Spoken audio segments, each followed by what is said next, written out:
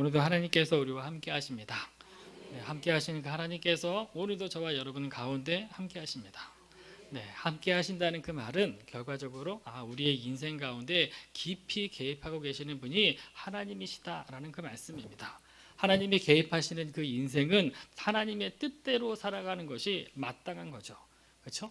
하나님의 개입하심에도 불구하고 내 뜻대로, 내 마음대로, 내 수단과 방법대로 살아간다면 나는 하나님을 믿는다고 하지만 엄밀히 이야기하면 하나님을 믿는 것이 아니에요. 그래서 우리가 날마다 하나님이 나와 함께 하신다, 하나님 내 안에 거하신다 라고 할 때에 그 하나님을 믿고 그분이 매 순간순간마다 나에게 주시는 그 말씀을 듣고 내가 그대로 행할 때에 기적과 역사는 그때부터 시작이 된다는 겁니다. 동일하게 주어진 하나님의 말씀 누구나 다 읽습니다. 누구나 이 말씀을 읽기만 하면 하나님은 우리의 상황과 환경과 그 모든 형편에 맞게끔 하나님이 오늘 나에게 주시는 그 메시지가 있다는 거죠. 근데 그것을 들어야 되죠. 그렇죠? 하나님의 말씀을 들어야 하나님이 나로 하여금 오늘 하루 이렇게 하길 원하시는구나 라고 내가 믿고 그대로 한 발 한 발 내딛는 것입니다. 맨날 그 말씀이 우리에게 들려주지 않는다 그러면 나는 하나님을 믿는다고 얘기하지만 하나님은 참 멀리 계시는 거구나, 나와 상관이 없구나 라고 우리가 오해할 수 있기 때문에 그래요. 하나님의 전에 나올 때마다 우리의 상황과 환경을 살피시는 분은 하나님이시고 나를 정확하게 잘 알고 계시는 분이 바로 하나님이시다라는 그 사실을 마음에 깊이 믿고 이 자리에서 하나님의 말씀을 듣기 원합니다. 본문의 말씀은 참 좋지 않은 말씀이에요. 하나님의 말씀인데 어떻게 좋지 않느냐라고 이야기할 수 있지만 곰곰이 보면 화를 선포해요. 다르게 얘기하면 예수께서 누구에게? 바리새인과 서기관들을 향해서 7개의 저주를 선포하는 겁니다. 저주를 들을 때마다 우리 기분이 기쁘다, 행복하다 그런 말씀이 나오지 않잖아요. 하나님이 아들이신 예수 그리스도께서 왜 바리새인과 서기관들을 향해서 이렇게 저주를 했을까라는 그 마음을 우리가 헤아릴 필요가 있다는 거죠. 그러면 우리가 바리새인과 서기관들의 어떠한 모습이 예수 그리스도의 눈에 비쳤고 그것이 하나님 앞에는 저주받을 일이라는 것을 알아야 우리도 바리새인처럼 서기관처럼 살지 않는다는 거예요. 우리는 지금 21세기를 살아가고 있습니다. 그리고 우리와 똑같은 사람들이 이 지구상에 수도 없이 있어요. 근데 보세요. 유대 땅에 하나님을 믿는 백성 가운데 바리새인들처럼 하나님을 잘 알고 섬겼던 사람이 있습니까? 우리는 바리새인 서기관 하면 손가락질하고 있어요. 근데 그들의 삶의 모습을 보면 얼마나 철두철미했는지 우리는 알 수 있다는 겁니다. 그들이 하나님의 말씀인 모세오경을 가지고 창세기, 출애굽기, 레위기, 민수기, 신명기까지의 그 말씀을 가지고 613가지의 조항을 만들었다는 겁니다. 613의 그 조항은 뭐예요? 너희들은 이렇게 해라는 겁니다. 그리고 너희들은 이렇게 하지 말아라 라고 이야기하는 거예요. 그러니까 하라는 것들을 보면, 긍정적인 것들을 보면 첫 번째 창세기 말씀을 가지고 보면 생육하라, 번성하라. 얼마나 좋아요. 그리고 하나님을 믿으라. 얼마나 좋아요. 하나님의 길로 걸어가라. 맞는 말이잖아요. 그렇죠? 우리의 삶 가운데 지극히 당연한 말씀이라는 겁니다. 근데 그들은 그 말씀을 조항에 넣을 정도로 하고 철저하게 그들이 살아가는 그 땅 안에서 그렇게 살고자 몸부림쳤다는 겁니다. 근데 그 긍정적인 것이 248개가 있다면 나머지 365가지는 부정적인 거예요. 다르게 이야기하면 이스라엘이지만 쉽지 않는 거구나라는 겁니다. 구제하고 돌보고 누굴 챙기고 이런 것들은 쉽지 않는 거라는 거예요. 내 뜻과 내 의지와 상관없이 마땅히 해야 할 거라는 거예요. 그러니까 뭐예요? 우리가 해야 되는 거죠. 그러니까 이런 조항들이 있을 때마다 우리가 드는 생각은 무엇이냐면 바리새인들은 우리와는 다르다. 지금 나의 모습과 바리새인의 모습을 보면 우리가 그들보다 믿음이 좋다라고 하면 착각이라는 겁니다. 우리는 그들의 열심을 따라갈 수 없어요. 그들이 하나님을 알아가는 그 마음, 내가 삶 가운데 하나님의 말씀이 이렇게 적용되려고 하는 그 마음을 우리는 따라가지 못한다는 겁니다. 근데 그렇게 따라가지 못하는 그들을 향해서 예수 그리스도께서 저주를 선포했다는 겁니다. 그럼 다르게 이야기하면 뭐냐면 그들의 삶 가운데 무엇이 잘못됐느냐, 그들의 삶 가운데 무엇을 잘했느냐, 예수님은 정확하게 이야기하고 있어요. 그게 7가지 화 안에서 나와 있는 이야기잖아요. 우리가 보면 마태복음 23장으로 넘어가 보면 어떤 이야기 하냐면 가이사에게 세금을 바치는 이야기가 있어요. 그렇죠? 성경은 그렇게 나와 있습니다. 그건 뭐예요? 바리새인들이 세금 문제를 가지고 뭐라고 했냐면 예수의 말에 올무가 걸리게 하기 위해서 그들이 머리 쓰고 그 세금 문제를 가지고 시비를 거는 장면이 바로 22장에 나와 있다는 겁니다. 근데 보세요. 그 시비를 걸었을 때에 바리새인들만 딱 한 거 아니라는 거예요. 세금은 뭐예요? 정치적인 거잖아요. 그 당시 유대인들은 헤롯의 영향, 통치 안에 있었기 때문에 헤롯 당원들 데리고 갔다는 거예요. 그러니까 그들의 마음속에 얼마나 악했는지 우리는 그 사건을 통해서 알 수 있다는 겁니다. 그러니까 가이사에게 세금을 바치는 것이 옳습니까? 그럽니까? 라고 얘기하잖아요. 근데 예수님은 뭐예요? 동전을 보면서 이야기하잖아요. 가이사의 것은 가이사에게 들어라. 그리고 하나님 것은 하나님께 들어라. 그 얘기를 하고 있다는 겁니다. 그러니까 바리새인들은 멍청한 사람들이 아니었다는 겁니다. 자신들의 그 기득권을, 자신들의 그것들을 유지하기 위해서 그들은 수단과 방법을 동원했다는 거예요. 그러니까 헤롯 당원 데리고 가가지고 올무에 걸려서 만약에 잡히면 잡아가려고. 그 장면이 그 가이사 문제에 있었다는 거 아니겠습니까? 그러면 바리새인만 그런 것이 아니잖아요. 그 다음에 나오는 사람은 누구냐면 우리들이 알고 있는 사두개인이라고 이야기합니다. 부활이 없다래요. 부활이. 그러니까 부활이 없다고 믿는 그들에게 이러한 일들이 있었는데 이걸 어떻게 봅니까? 그러니까 천국에 가서는 이 여인은, 이 아내는 누구의 아내가 되겠습니까? 라는 그 이야기를 하고 있잖아요. 그렇죠? 그러면서 하나님께서 말씀하신 것은 하나님은 아브라함, 이삭, 야곱 살아있는 자의 하나님이라고 하지 죽은 자의 하나님이 아니다라고 이야기합니다.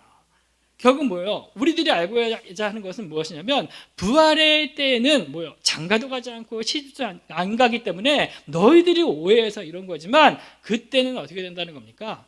이렇게 한다라는 거 아니겠습니까? 왜 이 문제를 가지고 있어요? 사두개인들의 관심사항은 바리새인들과의 싸움에서 뭘 가지고 싸우냐면 부활 논쟁으로 인해서 항상 그들은 이거에 대해서 예수님은 어떻게 이야기하시는지 찾아왔다는 거예요.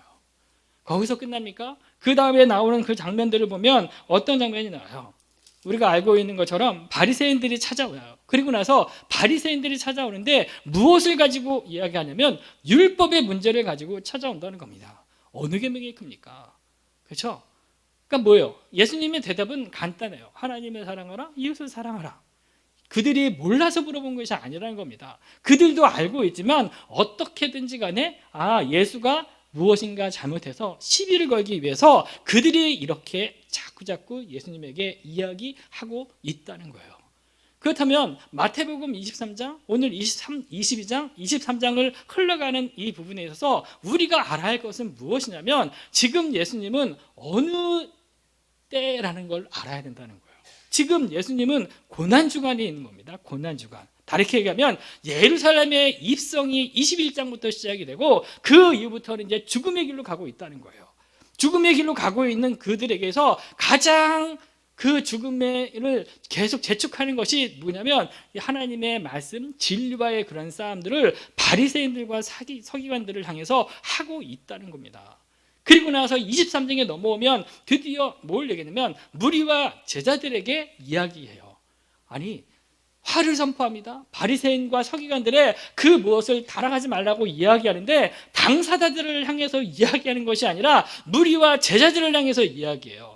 그 앞에 나와 있던 22장은 누구예요? 바리새인들, 서기관들, 사두개인들에게 대면하면서 이야기했다면 23장에 나와 있는 그 말씀은 무리들과 제자들을 향해서 이야기하고 있어요. 다르게 얘기하면 바리새인들의 삶의 모습을 보면 너희들이 기억해야 할 것이 있는데 그들이 말하는 것은 지키라는 겁니다. 그러나 그들의 행위는 본받지 말라라는 거예요. 왜요? 613가지의 그 조항을 만든 정도로 철저했던 그 사람들을 가리켜 예수님이 이렇게 이야기한 이유가 어디에 있을까요? 우리는 그 부분에 있어서 고민을 해야 한다는 겁니다. 왜냐하면 바리새인들의 그 모습을 23장에 보면 어떻게 했냐면 항상 왜요? 모세의 자리에 딱 앉기를 원한다는 겁니다. 다르게 얘기하면 우리에게는 모세의 율법이 있다. 우리는 모세의 율법을 가르칠 수도 있고 우리는 모세의 율법을 해석할 수도 있고, 그래서 내가 하는, 우리가 모세의 자리에 앉아서 하나하나 이야기하는 것은 누가 하는 말이다? 모세가 우리에게 하는 말이기 때문에 너희들은 들으라라는 얘기예요. 그러니까 모세의 자리에 앉았다는 것이 그냥 허울인 게 아니라 그만큼 힘과 그 능력이 있는 자리이기 때문에 그들을 항상 그 자리에 앉기를 원했어요. 다르게 이야기하면, 정치적으로 이야기하면 그렇게 해야 이스라엘 백성들을 종교적으로 어떻게 해요? 끌고 나갈 수 있기 때문에 그렇다는 겁니다. 그런데 예수님은 뭐예요? 섬기는 자, 그 다음에 낮아지는 자, 그런 얘기하면서 뭐 얘기해요? 그들의 자리를 너희들도 차지하라 라고 이야기하지 않아요. 우리를 향해서 너는 예수를 믿었기 때문에 이제는 어디요? 너희들이 모세의 자리에 앉아라, 그런 얘기하지 않는다는 겁니다. 자리가 중요하지 않다는 거예요. 뭐가 중요합니까? 우리들이 하나님의 말씀을 어디에서, 우리들의 삶의 현장 안에서 그대로 살아가는 그 자리가 더 중요하다는 것을 이야기하고 있다는 거죠. 그렇다면 자리는 모세의 자리만 있습니까? 잔치하는 그 장도 상자리가 있잖아요. 그 다음에 회당에 높은 자리도 있어요. 시장 안에서 문안 받는 것도 좋아하고, 그 다음에 또 하나는 뭐 얘기합니까? 납비라 칭함을 받는 걸 원하고, 또 지도자라 칭함을 얻는 것을 꿈꾼다는 겁니까? 다르게 이야기하면 종교 지도자 바리새인들과 서기관들의 그 마음은 백성들에게 있는 것이 아니라 누구에게 있어요? 자기에게 있다는 겁니다. 자기에게. 어떻게 하면 내가 이스라엘 백성들을 잘 잡아가지고 그들의 모든 것들을 다 쪽쪽 빨아먹어서 어떻게 돼요? 너희도 우리도 천국에 가지 말자, 이거예요. 예수님은 그것을 정확히 보고 계셨잖아요. 그러니까 결국 뭐예요? 그들이 이야기하는 것은 틀린 것이 없지만 그들의 삶의 그 모습은 따라가지 말라라고 이야기하고 있다는 겁니다. 그렇다면 우리도 한번 이 말씀을 가지고 우리들의 삶의 모습을 되돌아볼 필요가 있어요. 왜냐하면 황폐하여 버려진 집이 오늘의 주제잖아요. 황폐하여 버려진 집이 뭐예요? 여기서 말하는 집은 세 가지로 해석할 수 있다는 겁니다. 우리들이 지금 머무는 그 집을 이야기해요. 또 하나는 성전을 이야기합니다. 그래서 뭐예요? 이스라엘 나라를 상징해요. 그러니까 결국 뭐예요? 황폐하고 버려진 집, 황폐하고 버려진 성전, 황폐하고 버려진 나라, 이렇게 얘기할 수 있다는 겁니다. 결국 뭐예요? 그렇게 바리새인들과 서기관들의 그 가르침을 따라서 너희들이 삶 가운데 이렇게 살았다 그러면 어떻게 돼요? 너희들은 하나님 앞에 더 가까이 가 있어야 되고, 너희들은 하나님 앞에 참 충실한 종이 됐어야 되고, 내가 선택한 것을 후회할 수 없는 하나님의 자녀로서의 합당한 삶을 살아야 함에도 불구하고 어떻게 해요? 그렇게 살지 않았다는 거잖아요. 그러니까 뭐예요? 황폐한다고 합니다. 황폐, 버려졌대요. 하나님의 눈밖에 났다는 거 얘기하지 않습니까? 예수님께서 예루살렘에 입성하실 때 호산나 찬송하리로다 다윗의 자손이여, 이렇게 이야기했던 그 외침이 오늘 본문에 나오면 어떻게 해요? 내가 다시 나중에 뭐라고 얘기하냐면, 말씀을 보니까 이런 얘기만 있더라고요. 마지막 절 보니까 내가 너희에게 이르노니 이제부터 너희는 찬송하리로다 주의 이름으로 오시는 이여 할 때까지 나를 보지 못하리라 하시니라. 주님이 언제 다시 오신다고 우리는 알지는 못하지만 주님이 오실 때까지 너희는 나를 보지 못한다라고 이야기하고 있어요. 얼마나 마음 아픈 일입니까? 얼마나 가슴 아플까요? 왜요? 하나님의 선택한 백성이고 하나님이 이들을 선택해서 하나님의 그 구원의 계획을 계속 이어갔음에도 불구하고 그들이 철저히 어떻게 해요? 불신과 불신앙과 불복종과 불순종으로 말미암아 그들은 어떻게 돼요? 하나님으로부터 서서히 멀어져 가고 있다라는 것을 이야기하고 있잖아요. 그래서 본문을 시작하면 예루살렘아 예루살렘아, 이 마음이 좋게 이야기하는 게 아니에요. 예루살렘아 하고 탄식의 목소리가 이 구절의 시작이라는 겁니다. 저주부터 시작해가지고 이제 어디로 가냐면 탄식으로 가지고 흘러가고 있어요. 누구 마음입니까? 예수 그리스도의 마음이에요. 내가 너희들에게 얼마나 잘 힘쓰고 너희들을 암탉이 제 새끼를 모으는 것처럼 몇 번이나 그렇게 했는데 너희들은 그것을 원하지 않았다라고 이야기하고 있잖아요. 마찬가지입니다. 오늘도 우리가 이 땅을 살아가고 있는 우리들의 삶의 현장 안에서도 하나님이 나에게 계속 부르시고 하나님이 계속 인도했음에도 불구하고 내가 듣지 않고 내가 원하지 않으면 결국은 그것은 결국 나로 하여금 내 삶을, 나의 가정을, 내 나라를, 우리 믿음의 후손들을 황폐하고 버려진 집으로 흘러가게 할 수 있다는 거죠. 그래서 우리는 항상 깨어 있어야 할 책임이 바로 우리들에게 있습니다. 왜요? 하나님이 살아계시다며. 살아계신 그 하나님을 믿는 데잖아요. 그렇다면 우리들의 삶의 현장 안에서 오늘도 힘들지만 그래도 나는 하나님을 붙잡고 살아가야겠다. 내가 하나님 외에는 도저히 안 되겠다라는 그 마음을 가지고 살아가야 할 책임이 바로 저와 여러분에게 있습니다. 그래서 우리가 깨어있는 것은 뭐냐면 하나님, 내 집, 그리고 내 성전, 우리 성전, 그 다음에 또 뭐라고 얘기해요? 우리나라 하나님 다시 회복할 수 있도록 해 주시옵소서라는 그 고백의 말을 해야 할 필요가 있다는 거겠죠. 그렇다면 그들의 화를 7가지로 나누어 있잖아요. 그게 뭐냐면 첫 번째 뭘 얘기하냐면 천국 문에 나도 못 들어가니까 너희들도 들어가지 못하게 한다는 겁니다. 그게 바로 27절 아니겠습니까? 한번 볼까요? 13절 한번 읽어보겠습니다. 시작.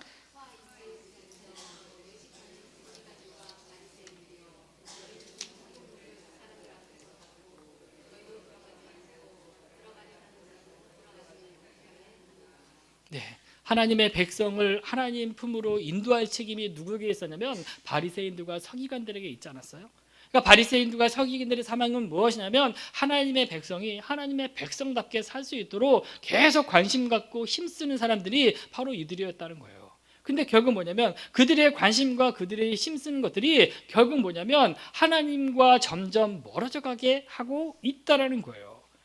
얼마나 멀어져 갔으면 그들이 바다, 육지 막 돌아다니면서 한 사람을 전도합니다. 그래서 여기서 말하는 교회는 우리를 얘기하는 거예요. 유대 교인을 이야기하겠죠. 그러니까 유대교로 개종한 이방인들이죠. 그 들어왔으면 철저히 하나님의 사람으로 만들어서 철저히 하나님이 기뻐하시는 자로 만들어야 하는데 결국 배나 더 지옥 자식으로 만들었다라고 이야기해요. 왜냐하면 이 개종한 사람들은 하나님에 대해서 알고 있는 사람들이 아니잖아요. 모르는 사람들입니다. 근데 그 모르는 사람들에게 그들이 강요했던 건 뭐냐면 율법의 조항들이잖아요. 왜 하나님이 이런 것들을 원하셨는가? 왜 하나님 이걸 통해서 궁극적으로 원하는 것이 무엇이었는지 그들에게 계속 가르치고 또 가르쳐야 함에도 불구하고 그들은 그런 것을 가르치지 않았다는 거예요. 종교적인 모습만 이야기하겠죠. 종교적인 모습 때문에 결과적으로 유대교의 그 제사법만 철저히 이야기했던 사람들이 바로 이들이었잖아요. 그러니까 할례를 해야 된다라는 그 이야기 앞에 그들이 또 고민하고 할례까지 해가지고 하면 철저히 그들은 누구가 되냐면 바리새인보다 더 악한 바리새인들로 그들은 만들었다는 거예요. 그게 누구의 이야기냐면 예수님이 그들을 향해서 이야기하는 거예요. 그러니까 결국 바리새인들과 서기관들을 향해서 예수님이 있을 찐전하고 이야기하고 있다는 거죠. 그렇다면 우리는 한번 생각해 보아야 한다는 겁니다.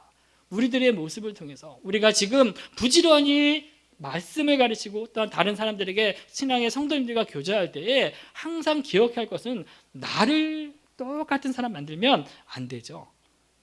나와 똑같은 사람이 이 세상에 2명 있으면 얼마나 힘들겠습니까? 맞아요? 아니, 다르게 이야기하면 뭐냐면 우리가 주님을 닮은 사람이 되어야 되고 또한 내가 양육하고 내가 훈육하고 내가 사는 그 사람들도 누구를 닮아가는 사람이 되어야 되면 하나님을 닮아가는 사람으로 만들 책임이 우리들에게 있다는 거예요. 그러니까 우리는 높은 자리에 올라갈 수 있는 자들이 아니라 더 낮아질 수밖에 없는 그 위치에 처해 있는 사람들이 바로 우리들이라는 거예요.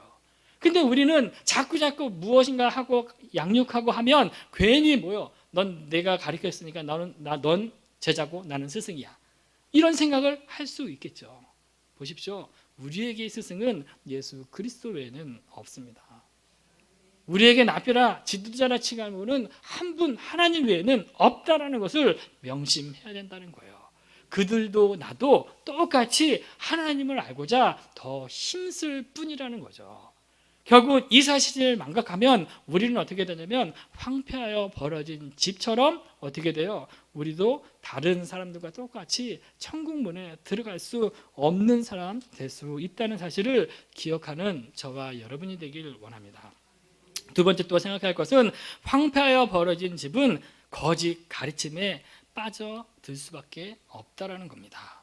우리가 알고 있는 것은 또 한번 볼까요? 15절 말씀을 한번 읽어주시겠습니까? 시작.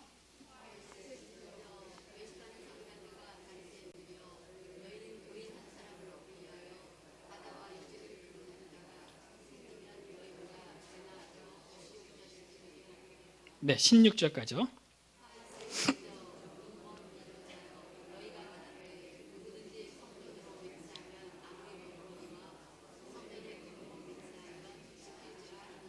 네. 그 두 번째, 세 번째 그 화에 대한 이야기들은 무엇을 얘기하냐면 맹세에 대한 이야기를 하지 않습니까? 구약의 율법에서 맹세는 뭐예요? 반드시 행하는 게 원칙이에요.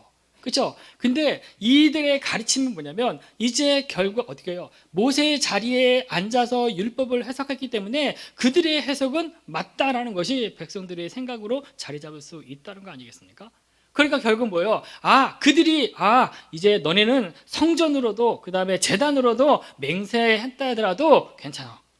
그러나 뭐예요? 성전에 제단에 금으로 맹세하거나 제단에 예물로 맹세한 것은 반드시 지켜야 해. 그렇게 이야기하고 있다는 겁니다. 무슨 말이에요? 왜 금 이야기하고 예물 얘기했을까요? 그들은 지금 그들의 관심은 하나님과 상관이 없다니까요. 성전과 제단이랑 상관이 없다는 겁니다. 그들의 오로지 관심은 뭐냐면 금이나 뭐예요? 예물밖에 없다는 거예요. 철저히 세상적으로 세속화됐던 것이 세속화되었다고 이야기할 수 있겠죠. 결국 우리들의 모습이나 그들의 모습이나 별반 차이가 없어요. 하나님을 믿고 우리가 구원의 기쁨을 경험하고 그 다음에 신앙의 연륜이 계속 깊어지면서 옛날보다 더 믿음이 깊어져야 할 우리들이 어느 때에 우리의 눈을 딱 열어보니까 뭐가 더 커 보여요? 세상에 있는 것들이 더 커 보이기 시작해요. 그렇죠? 그러니까 금 이런 것들, 자동차, 집 이런 것들 너무 커 보이잖아요. 결국 뭐예요? 그들이 하나님 앞에 맹세한, 다르게 얘기하면 하나님의 가르침이 가장 중요한데 그 가르침조차도 어떻게 돼요? 거짓 가르침으로 바뀌기 시작했다는 거죠. 결국 뭐예요? 우리들의 믿음, 우리들의 신앙 지키기 위해서는 항상 본질에 대한 것을 항상 생각해 보아야 한다는 겁니다. 내가 이 자리에 있는 것도 마찬가지고 내가 하나님의 말씀을 읽고 또 읽고 하는 이유는 뭐냐면 하나님에 대한 정확한 지식을 알기 위해서 우리가 하는 거죠. 내가 하나님 다른 사람 판단하기 위해서 교회 나오지 않지 않아요. 그렇죠? 교회 나오지 않잖아요. 우리는 뭐예요? 철저히 내가 하나님 앞에 바로 서 있어야 한다는 것을 우리가 알기 때문에 하나님을 더 알아가고자 몸부림치는 사람들이 우리들 아니겠습니까? 근데 우리는 가면 갈수록 어떻게 되냐면 뭐예요? 성전과 제단에 대한 건 관심이 없어요. 그 안에서 떨어지는 것들만 관심이 있어요. 또한 그것을 해야 한다고 이야기해요. 다르게 얘기하면 바리새인들의 입장에서 보면 그들은 금이나 예물을 통해서 그들 자신의 기득권이나 유익이나 이러한 재산이라고 해야 되나? 재물 이런 것들을 얻기 위한 수단 때문에 이렇게 말을 하고 있다는 겁니다. 우리가 깨어 있어야 할 것은 다른 거 아니에요. 금도 예물도 중요합니다. 그러나 우리가 하나님 그것보다 더 중요한 건 뭐냐면 성전과 제단이라는 거죠.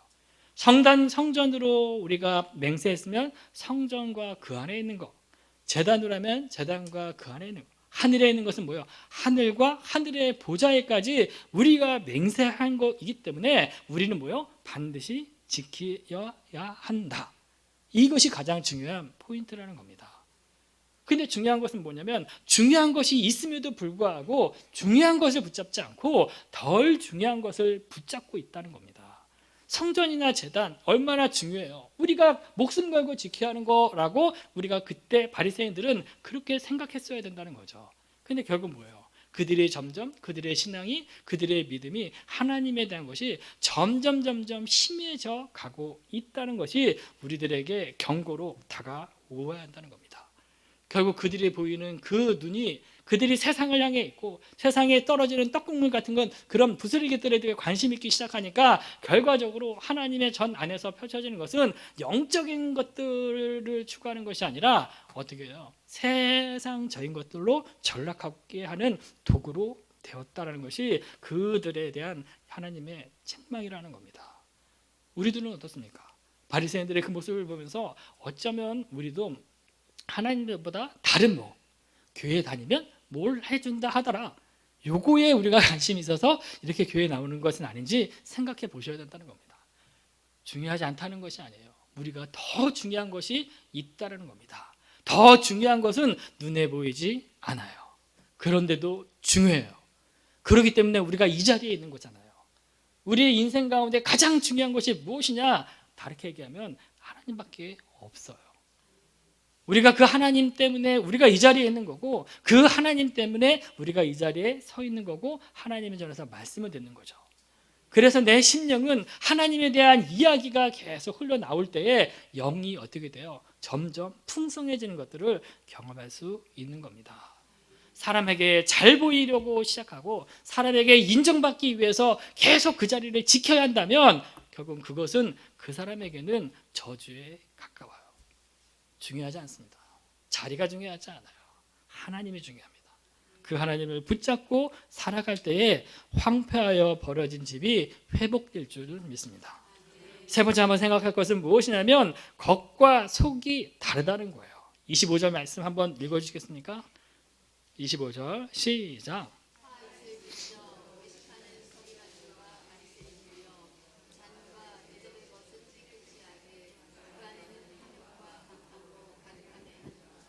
네, 뭘 얘기하는 걸까요? 잔과 대접이 있습니다. 그렇죠? 잔과 대접이 있는데 만약에 내가 청소한다면 어디를 청소해야 돼요? 둘 다. 그렇죠? 답은 둘 다입니다. 근데 둘 중에 하나를 청소한다면 어디를 해야 돼요? 안을 해야 하잖아요. 안을. 겉은 중요하지 않아요. 왜냐하면 겉은 그냥 깨끗하다. 그런데 보세요. 막상 그 속을 보면 더러우면 마실 수 있어요? 먹을 수 있어요? 못 하잖아요. 그러니까 안이라는 것은 뭐냐면 그 속에 들어가는 내용물이에요. 내용물이 들어가도록 우리는 해야 된다는 거죠. 근데 결국 우리들의 모습은 어떻게 되냐면 바리새인들은 뭐요? 겉만 번듯하게 하고 있다는 거예요. 그러니까 경문 붙이고 옷을 딱 해가지고 내가 어디 있든지 간에 나 바리새인이다, 바리새인이다. 그러니까 막 인사 납비다, 지도자다 인정받으려고 하고 그들이 가는 곳곳마다 결국 그거 아니겠습니까? 결국 뭐예요? 그것이 그들의 겉의 화려함이라는 거예요. 근데 많은 사람들은 그걸 보면 넘어간다니까요. 무엇인가 보이는 우리 눈은 어떻게 되냐면 그런 모습을 보면 아름다움을 보면 완전히 빠져들어가요. 우리 여러분 요즘에 유명한 영화들이 있나요? 드라마 보십니까? 저는 잘 모르겠어요. 근데 보세요. 좋아하는 프로 보면 뭐예요? 배우들 나오지 않습니까? 그렇죠? 그 배우들의 그 모습이 현실과 똑같아요? 그는 극적인 연출을 하기 위해서 그들의 사는 집 모든 것들을 하나하나 꾸미잖아요. 겉만 그럴듯하게 끈다는 거예요. 근데 어떻게 돼요? 우리는 그것이 그 모습이 그 배우의 전부인 양 착각한다는 거예요. 바리새인을 바라보는 것도 서기관을 바라보는 것도 똑같다는 거예요. 결국 뭐예요? 우리들은 그거밖에 못 봐요. 눈에 보이는 것만 본다는 거예요. 근데 그 사람의 심령, 그 사람들의 영혼, 그 사람의 영, 우리가 거기에 관심을 가질 필요가 있겠죠. 결국 그 배우들의 그 모습을 통해서 우리 깨달을 것은 무엇이냐면 성경을 이야기할 때, 외식을 이야기할 때 우리가 뭐예요? 연극의 배우로 설명을 많이 해요. 그들이 화려한 연출을 하고 많은 이야기를 하고 한다면 저 사람이 여기 저게 다일 거다라고 하지만 그 이면의 삶이 있다는 거잖아요. 그 이면의 삶이 결국 우리들에게 삶에서 중요하다는 거잖아요. 그러니까 결국 뭐예요? 그 이면에 탐욕이나 불신이나 위선이나 그 다음에 뭐예요? 외식이 있다면, 불법이 있다면 어떻게 돼요? 빨리 돌이켜야 된다는 겁니다. 왜냐하면 우리는 사람의 겉만 계속 화려하다면 속은 감춰져 있기 때문에 어떻게 돼요? 다른 사람이 보기에 나의 이 숨겨진 것들은 드러나지 않을 것이다 라고 우리는 생각하고 믿어버려요. 그러니까 결국 뭐예요? 자꾸 포장하잖아요. 다 이렇게 뭐 선물을 할 때마다 포장하잖아요. 하나하나 벗겨질 때마다 얼마나 힘들겠습니까? 내가 포장한 것만큼 언젠가 그 포장을 풀 때가 있어요. 그때마다 우리의 마음이 얼마나 많이 깨지는지 우리가 알아야 된다는 거죠. 하나님 앞에서는 포장이라는 없습니다. 주님이 보시는 것은 우리의 화려함을 보지 않는다는 거예요. 주님이 보시는 것은 다른 것이 아니라 너의 마음 중심을 본다는 겁니다. 너의 마음, 너의 사고, 너의 생각, 동기를 보고 과정을 보고 결과를 보기예요. 우리는 그 모든 것들을 그냥 안 보는 것처럼 이야기하지만 주님은 우리 한 사람 한 사람 외모를 보지 않고 우리의 중심을 본다는 그 사실을 믿어야 한다는 거죠. 그래야 우리가 항상 우리의 마음을 어떻게 돼요? 계속 깨끗이 하려고 주님 앞에 눈물 콧물 회개하는 겁니다. 나 예수 믿을 때 다 했기 때문에 나는 이제 더 이상 회개가 없다고요? 오늘도 나는 이 자리에 설 때까지 죄를 지었어요. 죄는 뭐요? 내가 죄라고 알고 깨달을 때마다 하나님 앞에 무릎 꿇고 하나님, 또 오늘도 내가 이런 마음을 가졌습니다. 내가 또 다른 사람을 또 미워했습니다. 그 고백 한마디 한마디가 간절함 속에 내 영혼을, 내 속 사람을 깨끗해 하게 하는 것이라는 걸 꼭 기억했으면 좋겠습니다.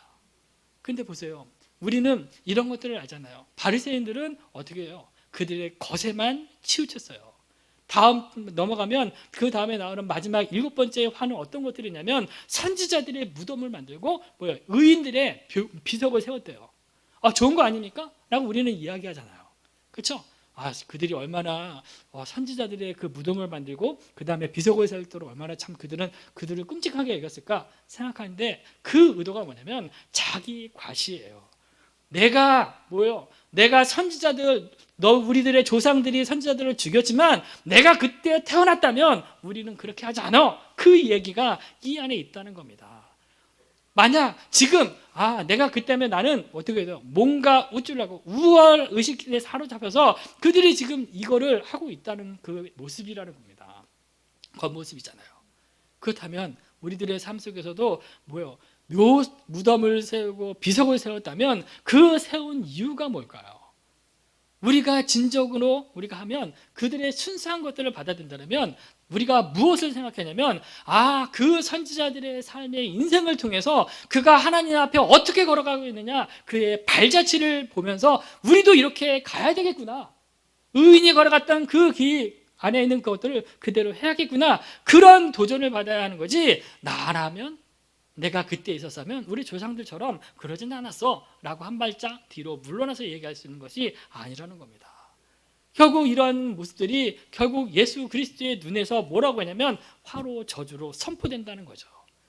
하나님의 택한 거룩한 백성들이 내가 출애굽해가지고 가나안 땅을 주고 그 땅에서 너희들에게 복을 주고 많은 왕도 세워주고 모든 거 했지만 궁극적으로 지금 예수님이 오고 난 그때까지 흘러간 모든 것들을 볼 때에 예수님의 그 마음은 무엇이냐면 예루살렘아 예루살렘아 그 탄식의 소리였다는 거예요. 내가 예수 그리스도를 믿고 나서 하나님의 자녀가 되고 이 자리에 섰다면 다시 한번 생각해요. 하나님, 나의 모습을 통해서 하나님이 잘했다, 충성된 종으로 우리가 비춰져야지 탄식하고 원망하고 아쉬워한다면 우리들의 인생은 다시 생각해야 되잖아요. 황폐하여 벌어진 집, 누구나 꿈꾸는 집이 아니죠. 황폐하여 벌어진 집이 아니라 회복된 집으로 우리가 거야죠. 그렇죠? 회복된 성전으로 우리가 있어야죠. 회복된 나라로 우리가 이 자리에 있어야죠.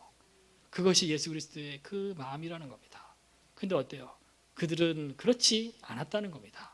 그리고 나서 예수님은 그 고난의 길을 계속 십자가를 향해 계속 걸어가고 있어요. 23장의 내용은 그렇습니다. 오늘도 우리들의 삶의 모습을 한번 되돌아보기 바랍니다.